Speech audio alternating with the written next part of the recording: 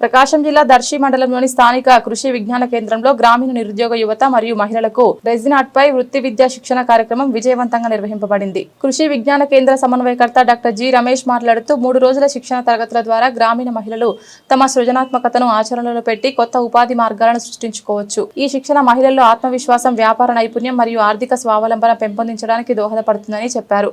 KVK గృహ విజ్ఞాన శాస్త్రవేత్త టి మానస వివరించారు.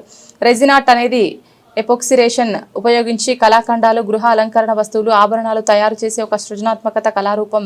దీని ద్వారా జ్యువెలరీ, కీచైన్లు, కోస్టర్లు, నేమ్ ప్లేట్లు, హోమ్ డెకర్ వస్తువుల వంటి ఉత్పత్తులు ఇంటి వద్దనే తయారు చేయవచ్చు అని చెప్పారు. రెజిన్ ఆర్ట్ ద్వారా ఉపాధి అవకాశాలు విస్తృతంగా ఉంటాయి. కళాఖండాలను స్థానిక మార్కెట్ లేదా ఆన్లైన్ ప్లాట్ఫామ్ ద్వారా అమ్మవచ్చు. కస్టమ్ ఆర్డర్ల ద్వారా వ్యక్తీకరించిన ప్రత్యేక రెజిన్ పీస్లను సృష్టించవచ్చు. హోల్సేల్ లేదా రిటైల్ వ్యాపారంగా రెజిన్ వస్తువులు అమ్మవచ్చు. ఇంటీరియర్ డిజైన్ మరియు గృహాలంకరణ ప్రాజెక్టులలో కూడా రెజిన్ కళను ఉపయోగించవచ్చు అని తెలిపారు. వారికి శిక్షణ అందించడం ద్వారా గ్రామీణ యువత, మహిళలు సృజనాత్మకతను పెంపొందిస్తూ ఆర్థిక స్వావలంబన సాధించగలుగుతారు.